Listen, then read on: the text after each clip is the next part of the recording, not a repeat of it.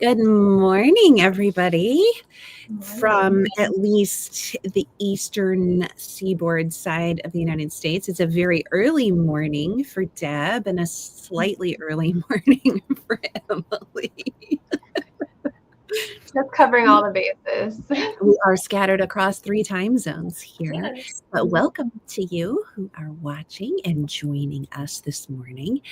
I am in the southeast of the United States, where typically we deal with more humid and warmer weather, but yesterday we got 5 glorious inches of snow, which the children and the dog absolutely maximized and rolled in and attacked me with snowballs that then went straight down the front of my sweatshirt. It was so glorious, so glorious. No, it was really, really magical though, because I mean, Deb, out where you are, usually you guys have to deal with a lot of snow, right? In the mountains or out in the Midwest. Yeah. So it's annoying there, but here it's a treat. It doesn't happen even every year. You've gotten the treat this year. We haven't gotten hardly any, at least in the valley. Hey, at least you're not worn out from it already. True. But in Kansas, Emily, you guys got blizzard level. We did. We had an actual blizzard, first one since 2018. I think this was the biggest storm since I was probably 6. And my husband and I missed the bulk of it because we were actually at an Airbnb down in Arkansas. And we were supposed to come back on Sunday, and we had to change our reservation twice to extend it because we couldn't get back because the roads were so bad. But we did come back to about a foot of snow on the ground. And before the snow hit, there was a 1/4 inch of ice. And we were thoroughly enjoying ourselves at the Airbnb, watching TikToks from people back at home, putting on their ice skates and literally figure skating on the parking lots and sidewalks because it was a solid sheet of ice. Goodness. Wow. Oh my goodness. Some people were taking some of the main roads that had hills and putting on their skis and going skiing. You know what though? Craziness. One of my friends, I think you guys both know her, but one of our mutual friends lives over in central Kansas. And they had no power for a few days, and the roads were more of the rural roads. The country roads were not passable. Schools closed, no mail service, and milk was $9 a gallon. Talk about price gouging because they weren't getting trucks in. So really, really crazy. So wherever you are, I know we have others who watch and join us from other countries, completely different time zones, opposite sides of the world. Maybe you are not dealing with snow right now. We do have a lot of friends down under, and for you, this is holiday summertime, and you can't even begin to relate, which is totally fine, but it is a little fun to be able to see snow, not have to actually be out in the snow traveling or going anywhere. And if you are watching us from some cool place, I would love to know where. Drop a comment and hit share. Pass this on to a friend, because today we are going to be talking about gentle ways to show yourself kindness when life feels heavy. Now, I'm going to go out on a limb and just take a wild guess that the majority of you who join us, whether you are in Coach Deb's audience at Bold New You, or you're with Coach Emily's audience at Thriving Forward, or you're with my audience at Wilderness to Wild, you may have experienced some of life's heaviness, right? Because we generally aren't filled with audience members who are just flitting like social butterflies through all of life's rainbows and buttercups.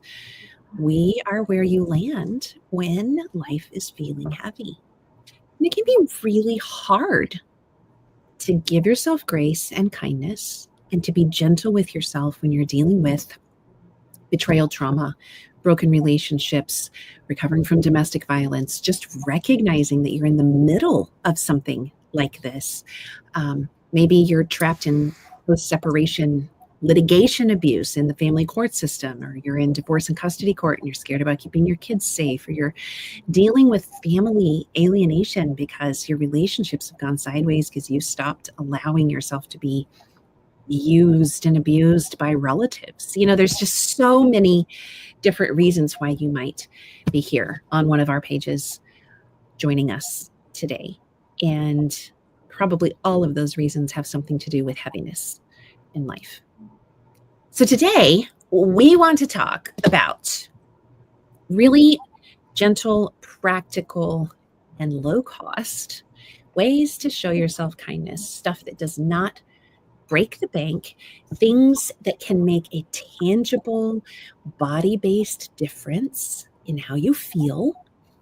Because, and if you're, just a side note, if you're coming from a faith-based or conservative Christian faith background, that kind of community, which all of us have grown up in,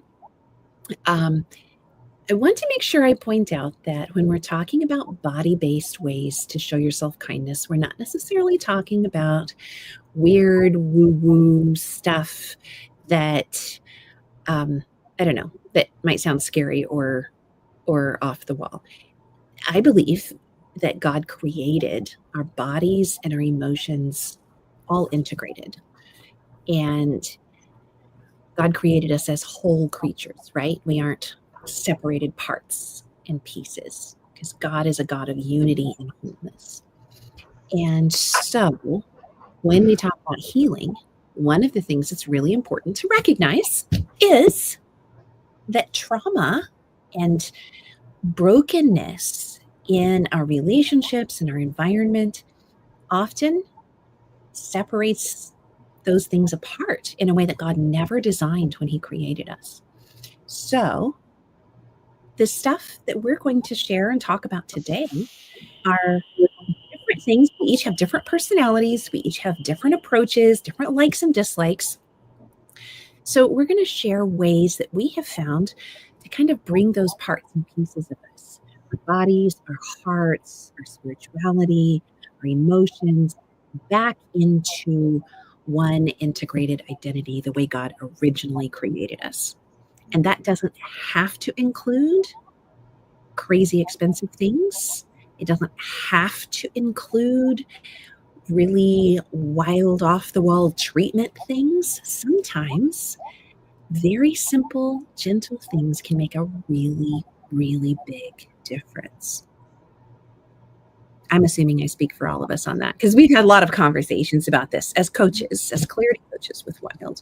And, by the way, just working with people on this one-on-one is something that each of us does in our work with clients in our one-to-one sessions as coaches. But we just wanted to chat about what's worked for us.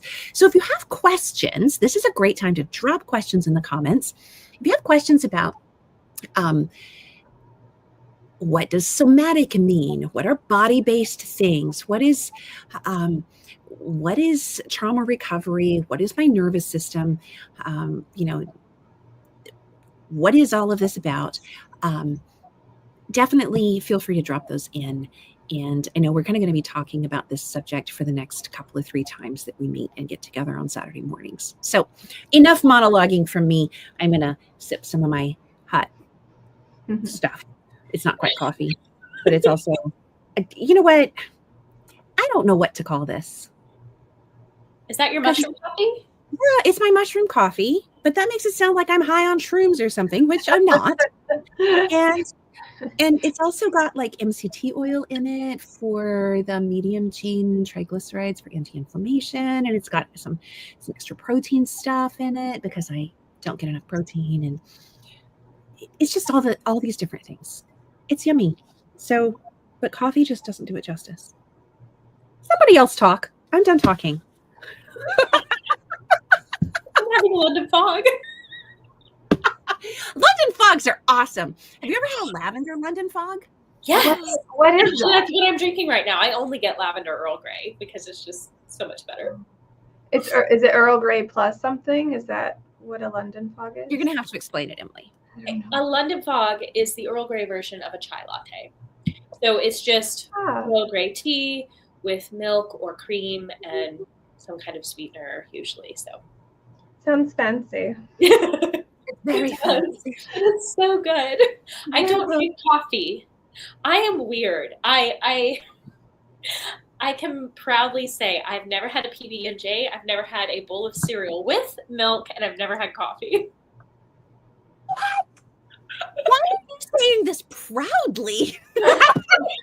It's like my party trick. It's the one thing that I can say to win never have I ever. That is definitely a party trick, and it would win. Oh my goodness. Yeah. Man. Okay, now I mean, I've had dry cereal. I just never had it like with milk. And I've had peanut butter and honey on toasted bread. But the idea of like, I've even had peanut butter and jelly on toasted English muffins. But on like untoasted white bread, it's the texture thing. No, I'm not doing it. Wrapping my mind around all this. Although, you know what though?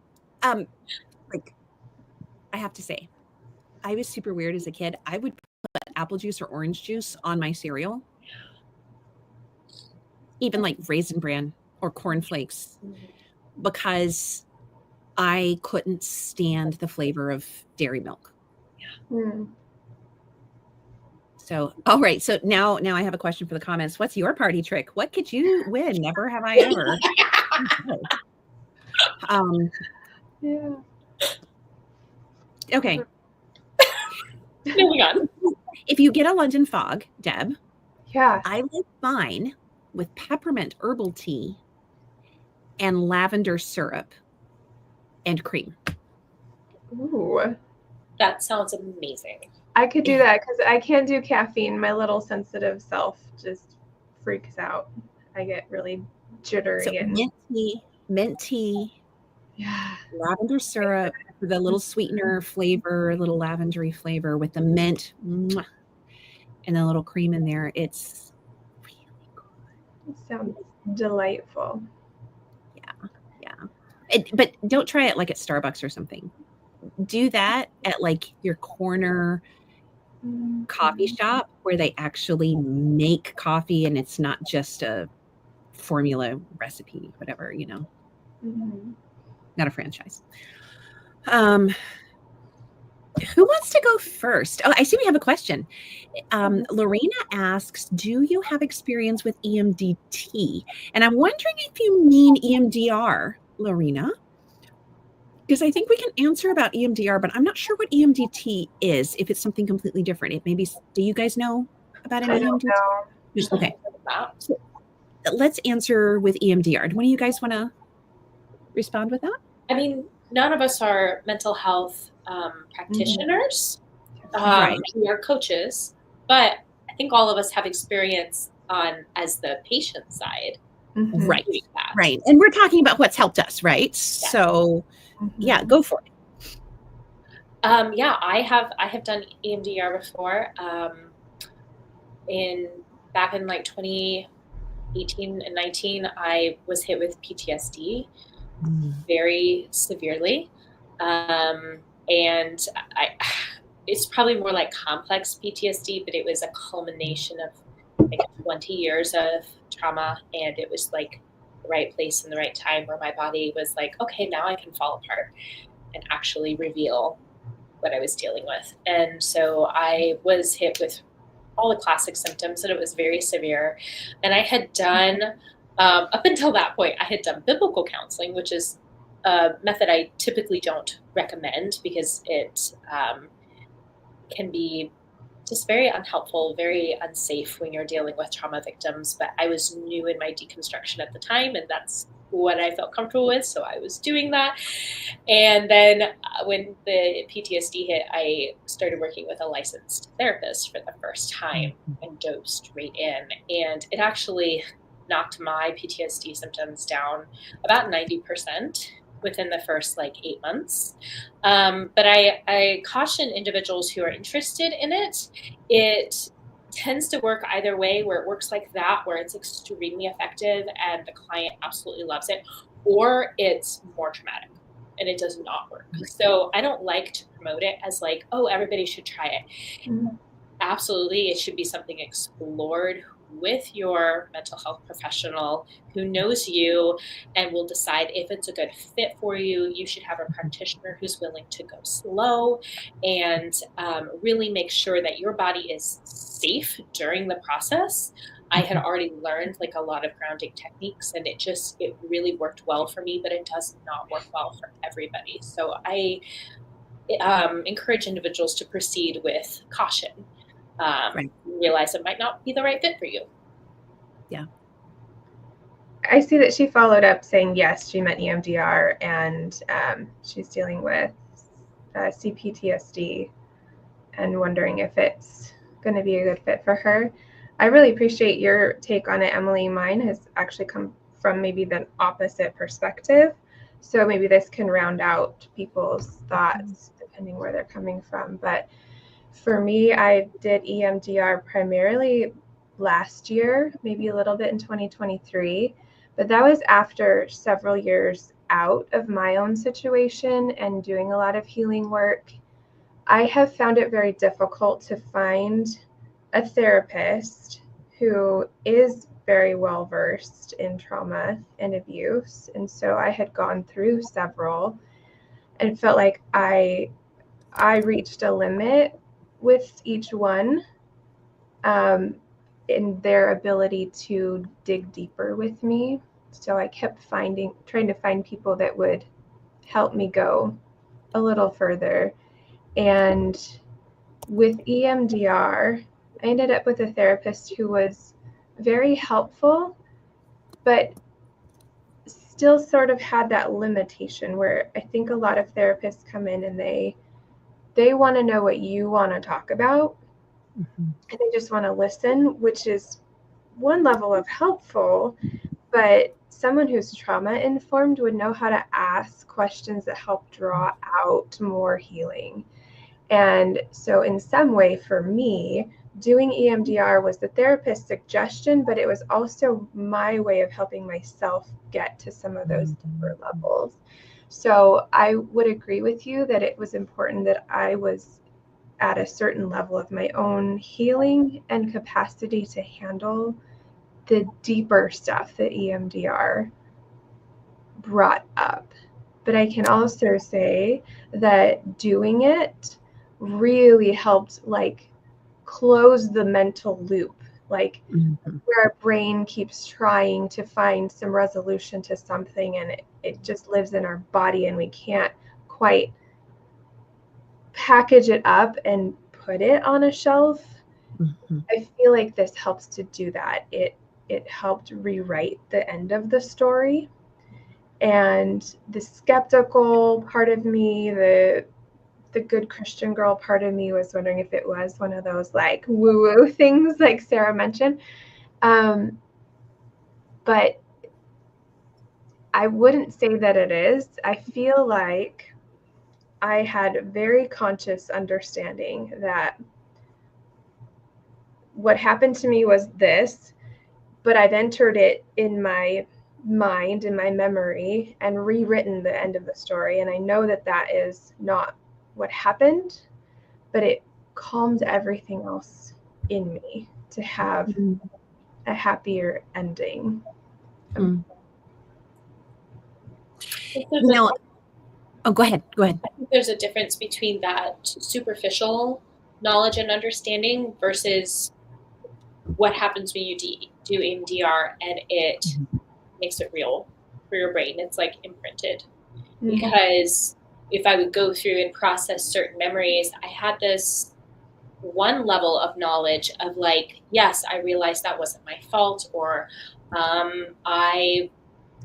I'm not powerless anymore like I was when I was a child. Like those are truths that you use while processing memories in EMDR. But it's one thing to come to that understanding in a therapy session and just have that surface level knowledge of like, well, yes, I know what happened and I know what's true.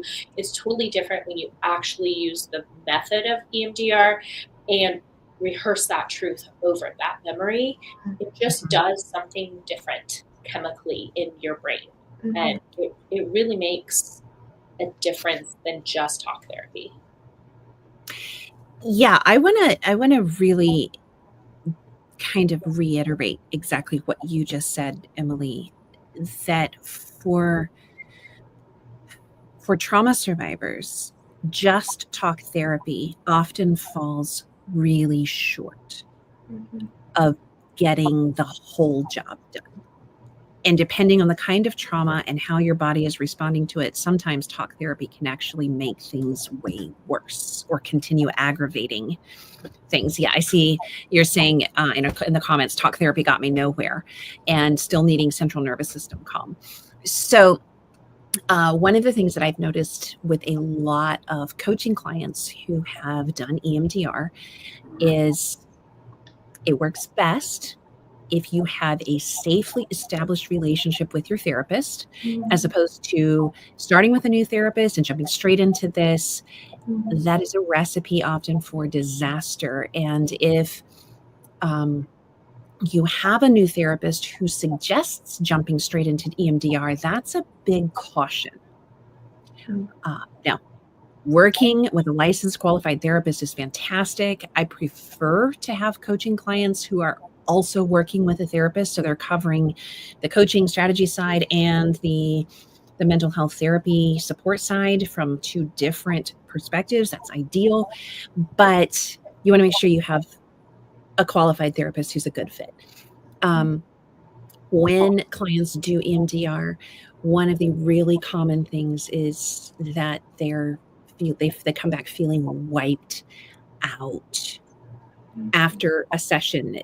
I know one client who would come back and need to sleep for like 12 hours straight after a session just for her body to reset and kind of restabilize. Of course, that's not everyone, but it is really common. I want to throw out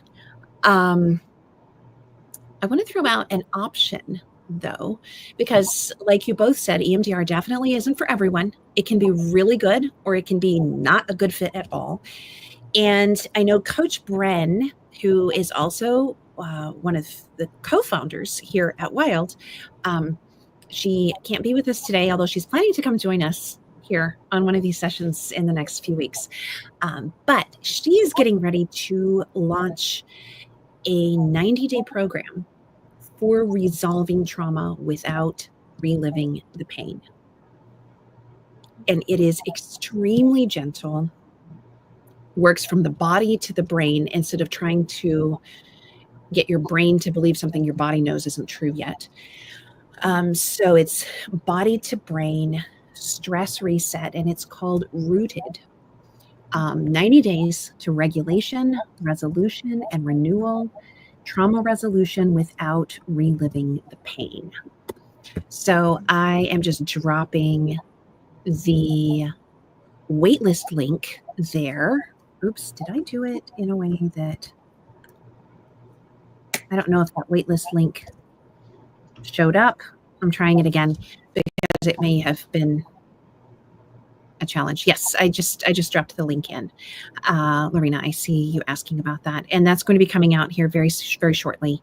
So the early users that have gone through this have had phenomenal success with being able to regulate their nervous systems and leave those traumatic, unresolved things behind much more gently than EMDR generally does, without going back and reliving it. So it's an option that is available, and it is a distance option. You don't have to do one-to-one face-to-face sessions. It's a lot more flexible, but you do have that one-to-one support still built into the program. So I want to throw that out there. Now we have another question. Kathleen has asked, has anyone tried ketamine infusions for depression, suicidal thoughts, nerve pain? It also helped my PTSD, been very helpful for me. However, it's not for everyone. Either of you guys? I have not. I don't have a lot of direct experience with ketamine infusions, so I don't feel like I'm qualified to talk about it even from a personal standpoint. But either of you have direct or indirect experience with it at all? Emily, you're smiling. No? I'm laughing because I personally had ketamine, but not for that reason, and it was awful. But that's probably because I had it in a much larger dose. It wasn't for infusions, and it did not chill me out. Not a good drug for me. Anyway, I've had clients ask me about that before, and I have researched it a tiny bit. It's kind of controversial, and I would just research heavily. I know that it has provided a lot of great benefits for some individuals. Right. But I also know that the drug itself can be addictive, and it really depends on the physician who is working with you and the clinic that you're working with, and are they using safe practices? And I mean, it's just, it can go either way. Like, I think there are good experiences, and I think there can be some really, really bad experiences with it. So Right. I think it's just something to heavily, heavily research before you dive in and realize that you are dealing with a very powerful drug. Like, Yeah. I got it without consent in a ER room, and had a horrible experience where I was basically like paralyzed and was fully conscious of like what I was feeling in my body, but I couldn't talk and I couldn't like communicate what I was experiencing. And it was incredibly traumatic for me to go through. And so even when you're having the drug in smaller doses, like it is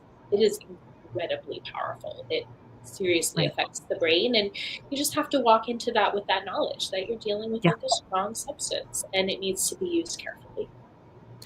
Well, and I would guess, depending on your genetics, some people might have varying responses, as is so many things with any type of foreign substance that we put in our body, whether it's food or medicines or herbs or whatever. Some of us have, my family, we have a bunch of genetic mutations that make it really hard for us to metabolize things through our bodies and methylate things. So which, by the way, super careful.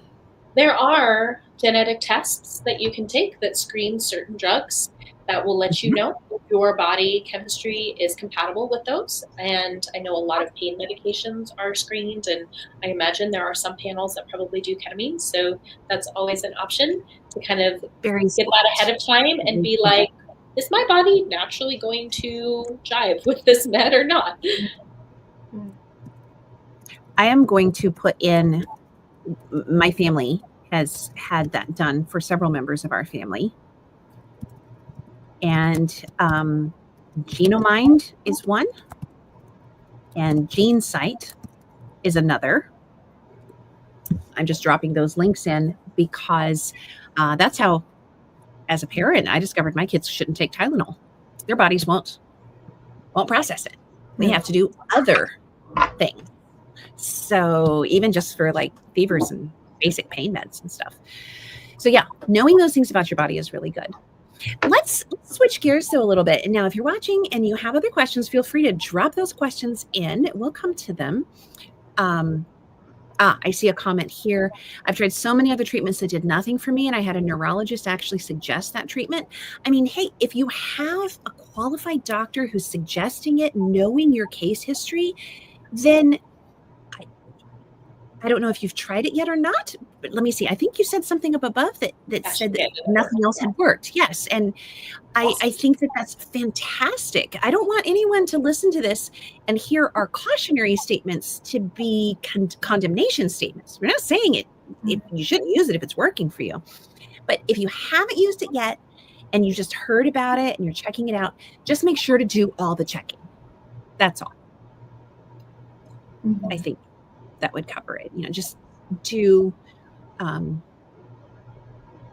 talk to your doctor or doctors, your therapists, and see what they recommend, knowing your body and your history. But yeah, so if you have other questions about those kind of things, absolutely drop them in. I think we all have some really comparatively tiny things that we might each want to share, that are things that we have found that give gentle kindness, even if you aren't in a position to afford or to obtain bigger treatments, even if, well, I laugh because during some of my most intense seasons, my doctors would say, you really need to cut out your stress. I'm like, okay, so would it be the court case I can't get rid of, the 3 jobs that it requires me to work for being able to just put food on the table and pay rent, or my children and the job of parenting? Like, which would you like for me to cut out of my life? Because which child do I put up for adoption? I'm not going to not be a parent. I'm not going to stop working, and I cannot just not show up for court and expect it to go away. Like, there's nothing that's causing me stress that I can just jettison from my plate and feel better about it and not have life-altering consequences. So I would just laugh and be like, I can't. There's nothing that I haven't stripped out that I can still get rid of. Mm-hmm. So when you're in a situation where you need to reduce your stress and there's nothing you can trim down, unless you're just planning to like dig yourself a hole and bury yourself in the backyard, like, beyond not living, what are you going to do? Mm-hmm. And I think each of us have found small, gentle things that just help you cope. Mm-hmm. Gentle kindnesses. Yes, I see Carrie saying, get rid of your stress from the doctors. That's a classic. At least mine has the understanding to add in, I realize that's harder to say than to do. That's nice. Still doesn't fix it, but. Mm-hmm. So Deb, what about you? Yeah, I was just thinking this is like preaching to the choir kind of conversation now. Because we've just come off the holidays, and for me that was so restful and sweet and connective. And then this week was back full force with momming and chauffeuring and all the things with the kids. Plus, I had a friend experience some betrayal trauma, and that has affected me too, for the friend, but also because I knew this other person too, and it's been really painful. And my kitty needed to go to the vet, and it just felt like so much, going from chilling, sleeping in, wearing the soft pajamas as long as I wanted to, doing all the gentle things, to trying to squeeze them in. So I definitely feel like this is a well-timed conversation. But to ourselves right here. Yes. A lot of my go-to in the height of those moments is breathing. Mm-hmm. That felt too simplistic for a long time, but I have found that it really can help very quickly for me to just simply be more present. Yes. I think coming out of abuse and trauma, maybe a lot of us don't know how to value that. We're so used to the heightened nerves, the hypervigilance, or the stresses. And if you're a kind of a type A like me that feels uber responsible for every little thing, then being hard on yourself feels like you're being responsible. Tell us more about this phenomenon. Oh gosh, I hit a moment the other day where I just had all the shoulds. I should have seen it coming with this friend's betrayal experience. I should be a better mom when it comes to, are we sitting at the table, or am I just giving up and we're watching TV while we eat dinner? I should a million things. Yeah. And then you add abuse and trauma experience where it's like, I should be a better partner. I should be in this mood more. I should put on this face. I should wear these clothes. I should go here. I should be friends with these people. I should spend the money this way. And it's just like, we get so used to that it almost is like an old friend.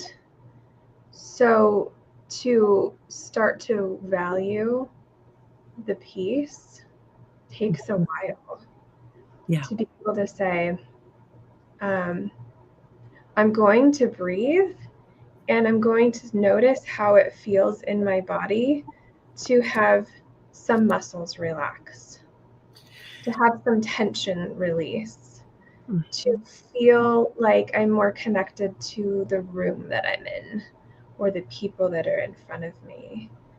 So a lot of what I default to is that baseline of noticing, noticing how I feel in my body, noticing the space I'm in, like creating room internally for there to be something other than the high stress. Yeah. Yeah, I love that. I've been doing something similar with an evening routine.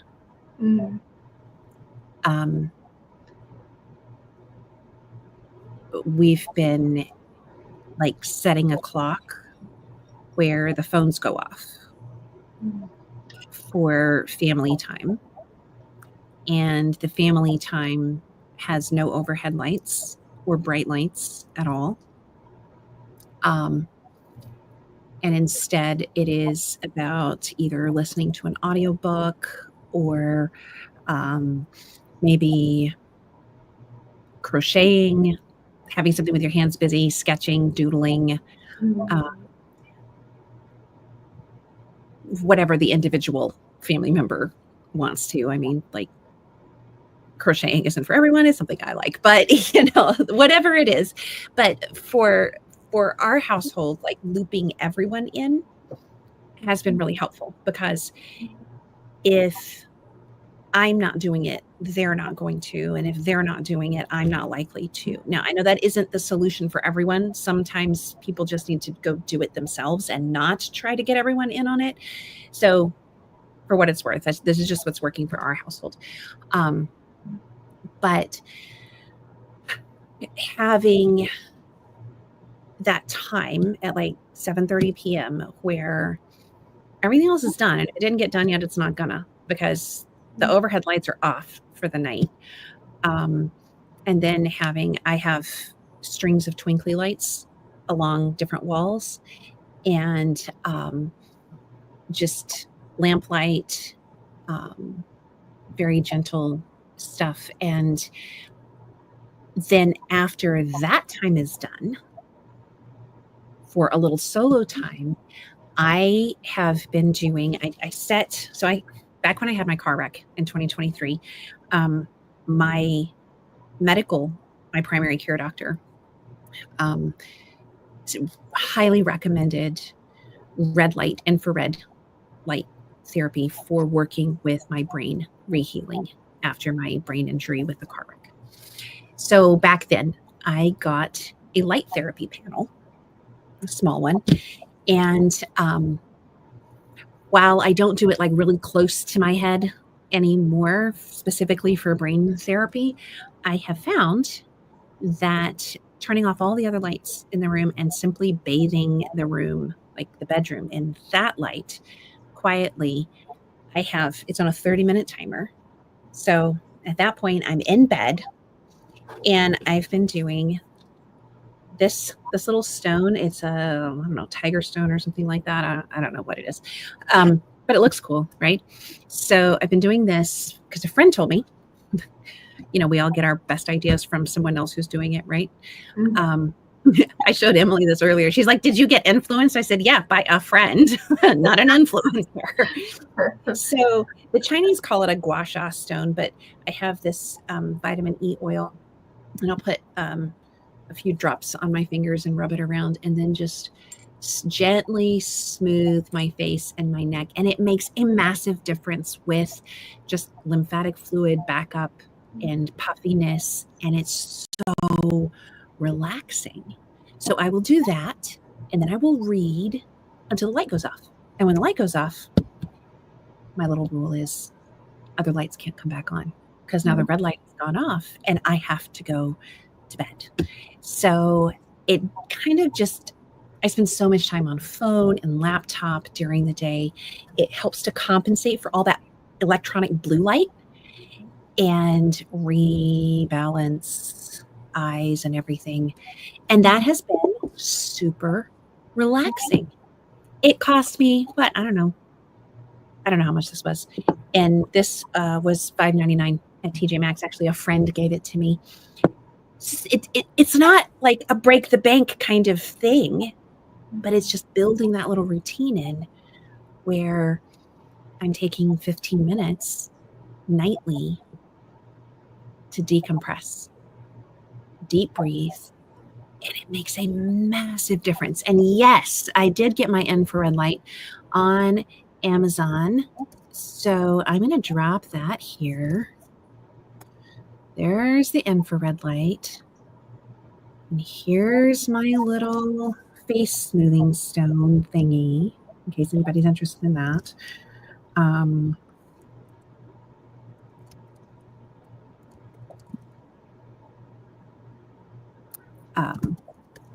Oh, and you know what? The other thing is just choosing to ignore both internal and external pointless criticism.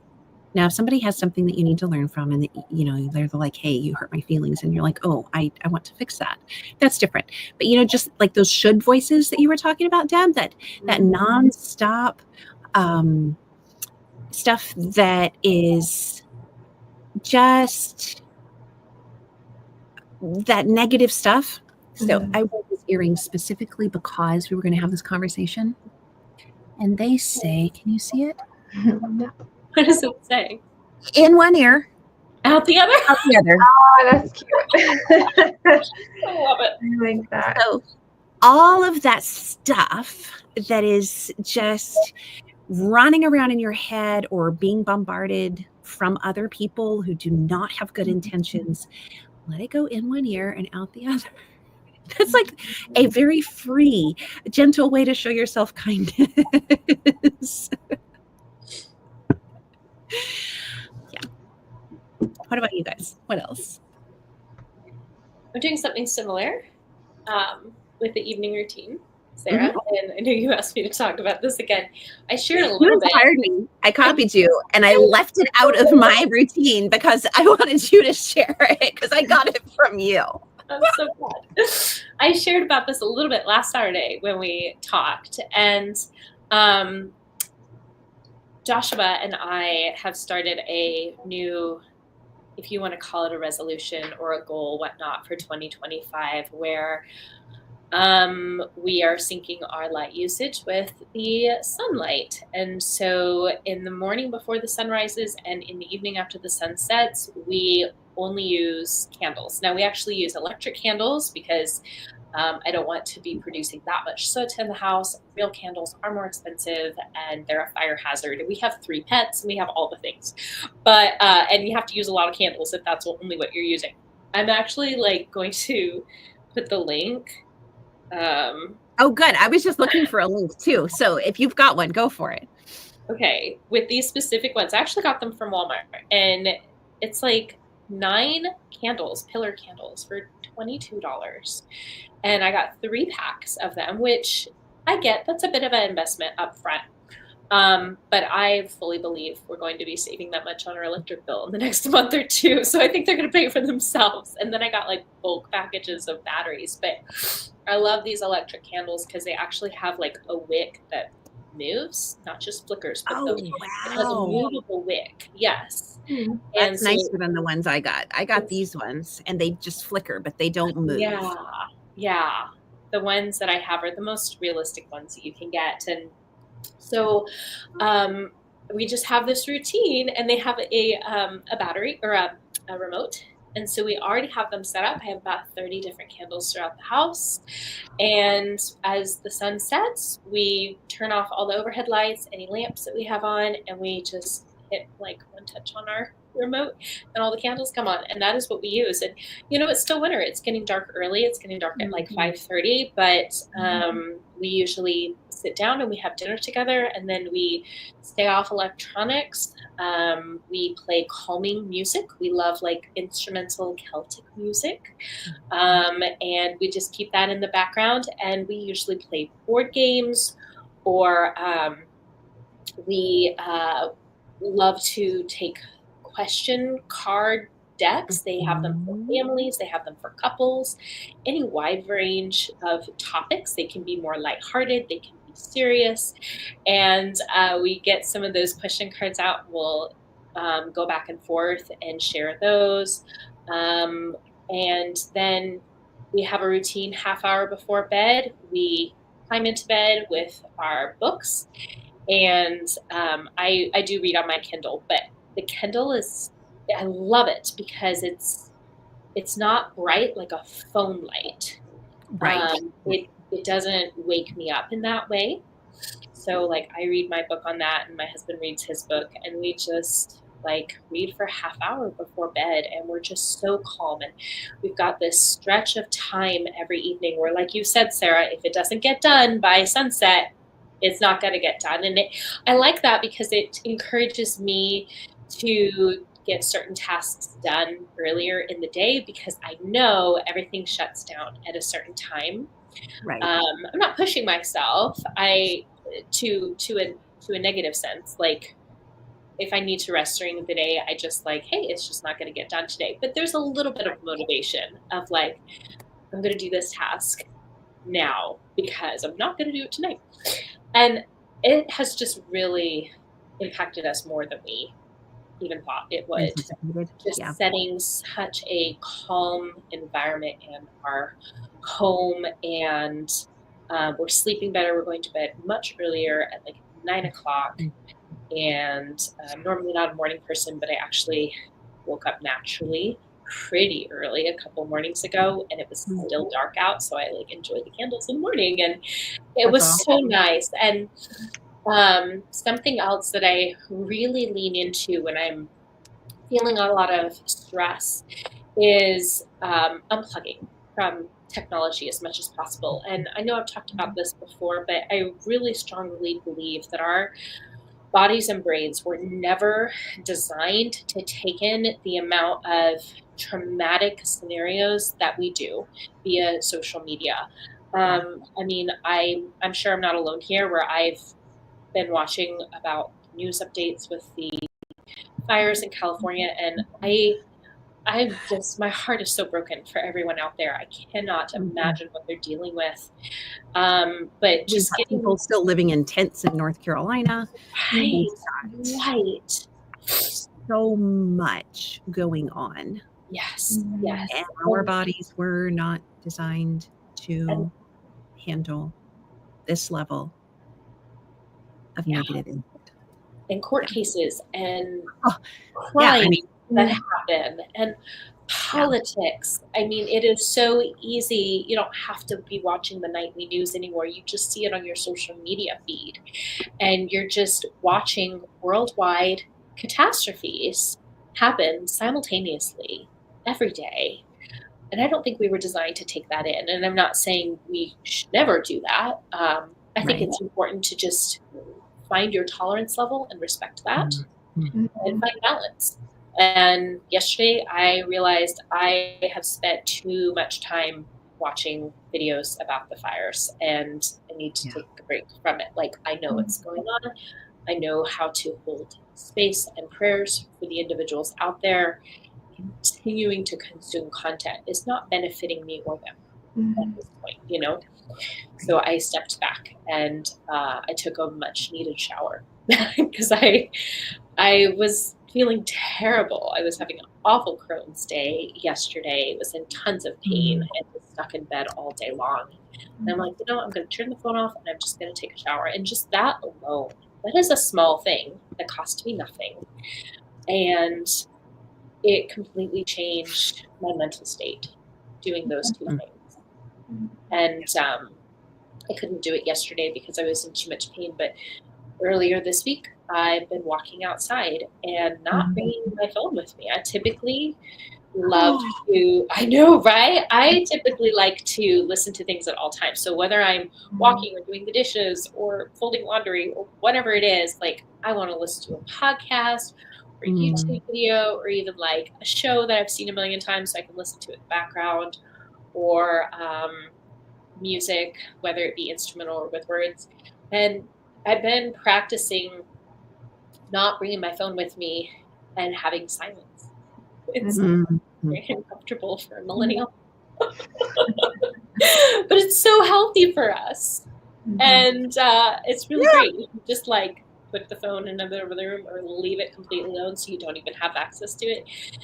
Just go for a walk for 30 minutes in silence. Don't distract yourself with anything and just practice being present in your body in that moment. Yeah.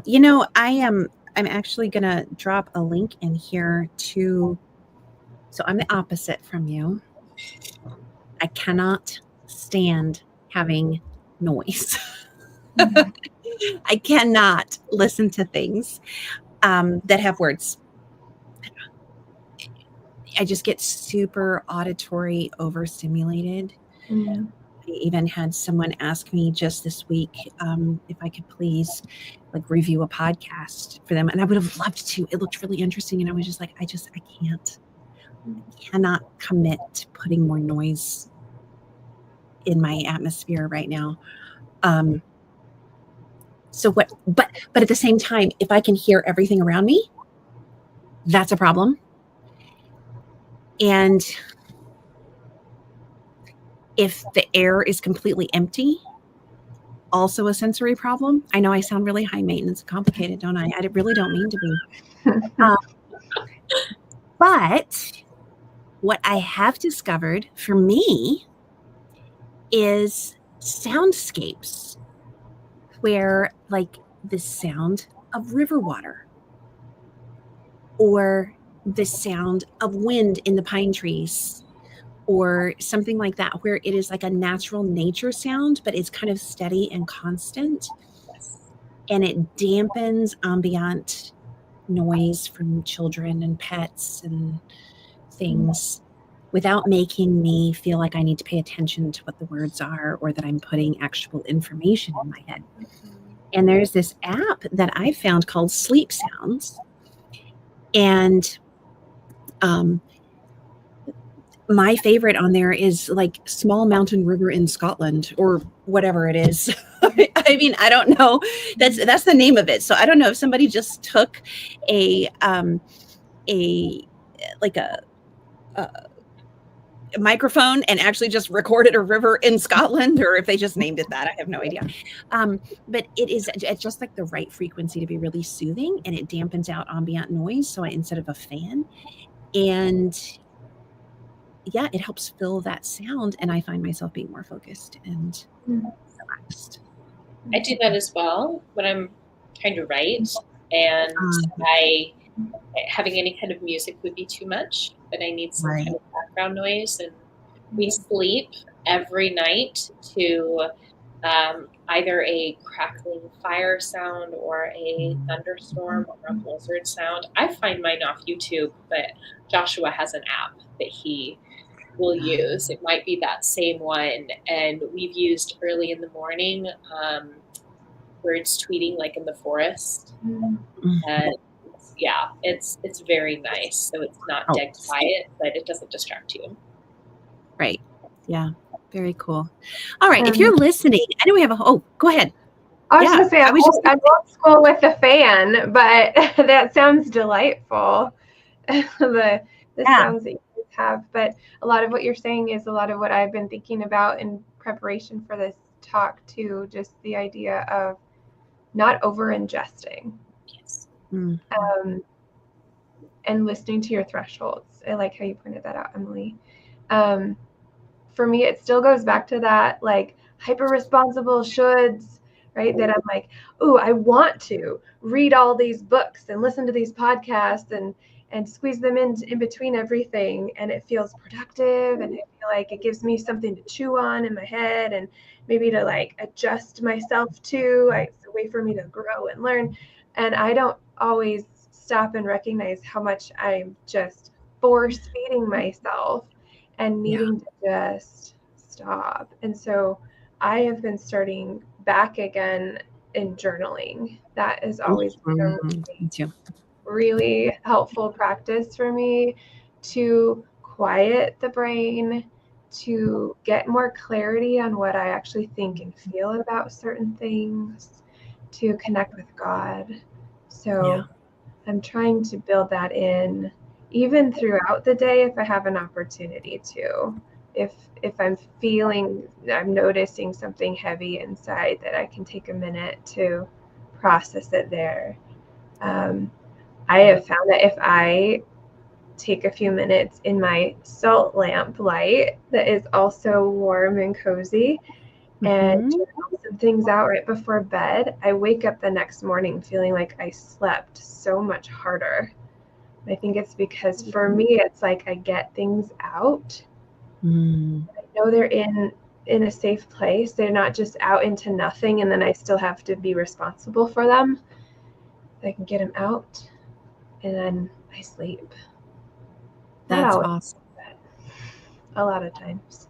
That's awesome. Yeah. Very, very cool. I share a proud moment this past week. So I used to journal a lot prior to 2020. And I would fill a huge, thick journal probably every year. I'd get them at Barnes & Noble. I'd get really pretty ones. And,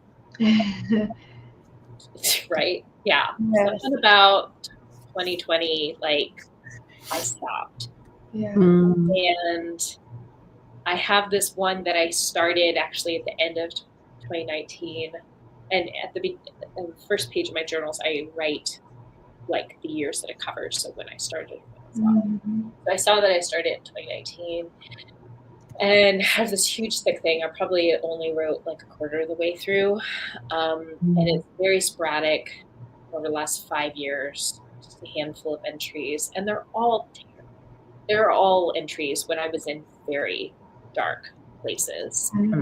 And that I kept trying to go back to it, and I'm like, I just need to finish it so I can start fresh with a new one. And last week I was like, I'm an adult. I do not have to finish this journal. So you know what I did? I put it on the shelf, I retired it, and I went and I got a new one that did not have the baggage. I was just going to say, why are you trying to shut yourself into finishing an old notebook? Literally. Put the notebook on the shelf. Get yourself a pretty new notebook. I did. I was so proud of myself. Yeah, I spent a lot of money on the last one, and it didn't get filled out. But it just had too much baggage with it. And I think those are those shoulds that we put on ourselves that are just adding so much more stress to our plate that we don't need. And having the freedom to be like, okay, maybe it wasn't the most frugal thing ever, but who cares? It was too painful to try to continue to work on that journal because it just holds too many awful memories. And I was like, I'm going to start fresh. And it's been so freeing. Like, I've been writing almost every day in it this year. And easy now. I love that. That's so cool. I was trying to finish another journal, which I will probably still scribble in, but I decided to get new ones this year. And I actually, speaking of shoulds, I decided I was going to do, I was going to do a lot more writing this year instead of keeping notes on my phone and to-do lists and task lists and everything. So I was like, okay, but if I do that, I'm going to have like my devotional journaling. I'm going to have my work ideas journaling. And I don't want all of those all mixed up in the same journal because then that won't be right. So I got one like this, and this is my work one. And then I got a white one, like ivory book cloth. And they were $9. Like, they were less than $10. And it's like this small family-owned business supporting this family business of making these awesome journals. So I was super proud about that. And so I have the white one for my devotional thoughts, just inspirational thoughts. when I'm journaling in quiet time. And this one is my one to scribble all my work stuff in. And I have just been really liking doing that. Thanks for celebrating with us, Emily, too. I think that's a huge part of our being gentle with ourselves, too, is taking just a second and acknowledging those little things where you're like, I like this, so I'm going to let myself like this. Or I accomplished this, so I'm going to be proud of myself for a second. Mm-hmm. It can be that simple, just taking a moment to celebrate ourselves and the little steps, the little victories. I think, Deb, that's a really great ending point for us this morning. Because so if you're watching and you've hung out with us this long, or even if you scrubbed forward, that's okay. I don't mind. But if you're watching right now and there's something in your mind that you maybe could celebrate, but you haven't, mm-hmm. I would love for you to share it in the comments, like some little thing that deserves to be honored and rejoiced over that you are doing that is gentle for yourself. Drop it in the comments so that we can rejoice with you, because you deserve to take a quick moment or a longer one and say, this is something I'm doing for my own well-being. And God created me to be a healthy, well, whole person. So I'm going to take a moment and honor this step that I'm taking to return more toward that wholeness that God created me for. And we will celebrate with you. We will rejoice with you on that and throw a little social comments party for whatever it is that you're doing that is making your life kinder and gentler, even when you're in the middle of feeling heavy. So, any last thoughts? I love how we've been focusing on the small things that we do. Mm-hmm. And that's something that I know all three of us focus on in our coaching work. Yes. Is finding micro steps that our clients can take. Mm-hmm.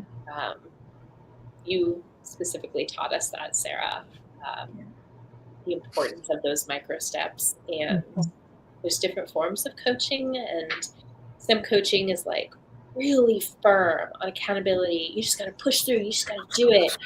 It doesn't work for trauma survivors. Mm-hmm. We have to be gentle. We have to be somatic. We have to respect our body's limits. And we also, as coaches, really encourage our clients' autonomy.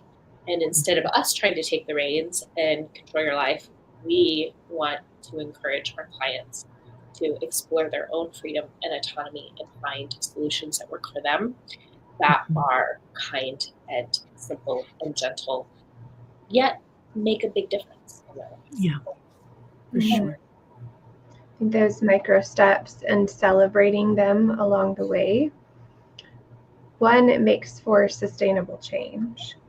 And two, part of that change is the shoulds get quieter when we focus on those things. So true. Well, I've been dropping little banners here for anyone who is sitting here listening and thinking, oh man, I really need to give myself the kindness of working with someone to help me take some steps forward.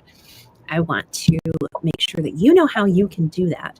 If you would love to work with Coach Deb on parallel parenting, recovering from church hurt, or if you are in the deaf community, you would love to sponsor a friend who is in the deaf community and struggles with accessibility to typical spoken coaching services. Deb is also certified ASL provider. I'm not sure I'm even saying that correctly, but she is fluent in sign language, and she also coaches in sign language, which makes that a really, really helpful thing for members and clients in the deaf community. And you can learn more about working with her at wilderness2wild.com/coach-deb. And I had already posted this, but I will do it again. If you have just really connected with Coach Emily today and you want to work more on setting boundaries with your relatives and friends and cultivating healthy relationships, wilderness2wild.com/coach-Emily is where you can work with her. And for me, if you'd like to work together, I am focused primarily on either my one-to-one sessions on recovering from betrayal trauma, identifying and clarifying your next steps with betrayal trauma. But most of all, I am doing personalized text coaching for divorce and custody or post-separation abuse. And you can find all the information for that at myfreedomnavigator.com. And other than that, is there anything else that we have forgotten to share? What? We have some more comments. We do have more. We do. I was over on my banners. Regular magnesium soak baths, and they help my high levels of cortisol. That is so true. And you know what? Magnesium L-threonate taken at night can help you, at least a lot of people. It may not work for everyone, but it has been something that's helped my family. And I sleep a lot more deeply, a lot better. The liposomal kind. And loving on my family brings me such joy. That is awesome. Oh, and one other question before we go. Trauma releasing yoga. I'm handicapped and trying to find a class to take. You guys know of anything? Maybe there's an online class? Something where it could be easily accessible for someone? Ideas? There are so many YouTube videos, honestly. I mean, I can understand why taking an in-person class would be really beneficial if you want something that niche. But there are a ton of YouTube videos online that are totally free.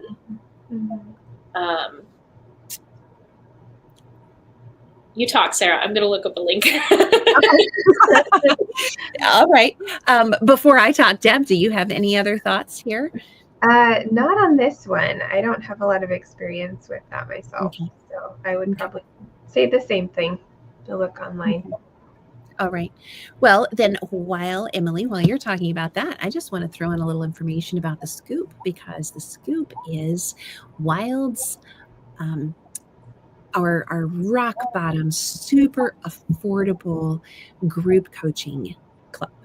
And in the Scoop, for just $17 a month, which equals a group coaching session for $17 a session. You can't get that pretty much anywhere else, at least not that I know of.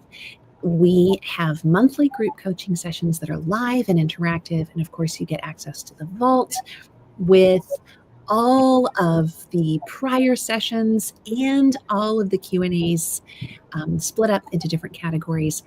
And on top of that, you get bonus access to some of our most popular workshops that you can't get anywhere else, like how to teach your kids to recognize abuse and how to text your ex that won't backfire on you in court, and how to set boundaries that actually work, and how to build a healthy new sexual ethic after divorce. All of these kind of things, most all of them are not available anywhere else except inside the Scoop. And on top of that, you get 15% off of any one-to-one coaching sessions that you may want to. So you can definitely check out the Scoop if that is something that would bring kindness and healing to your life in this new year. Emily, you're looking like you found something. I did. I have a Pilates instructor that I want to share. The company is called Lindy Well, and I'm posting a link right now in my comment section. The instructor she's just, oh my goodness, she's the kindest, gentlest fitness instructor that I've ever followed. She's a mom to twins, and so she's very, very big on taking gentle steps with your body. She's huge on like just 15 minutes a day of gentle Pilates can make a big impact in your life. And then she has, it's a subscription. So she has a lot of different workouts available online. If you have the subscription, you can get access to the whole bank.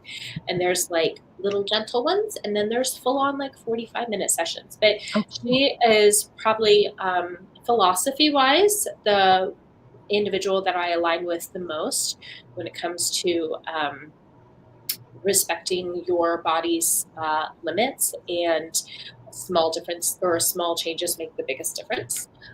So I just love her. If you want like a very gentle approach to whole body wellness, she's one of my favorite gals to tap into. Very cool. Very cool. Now I want to go check her out.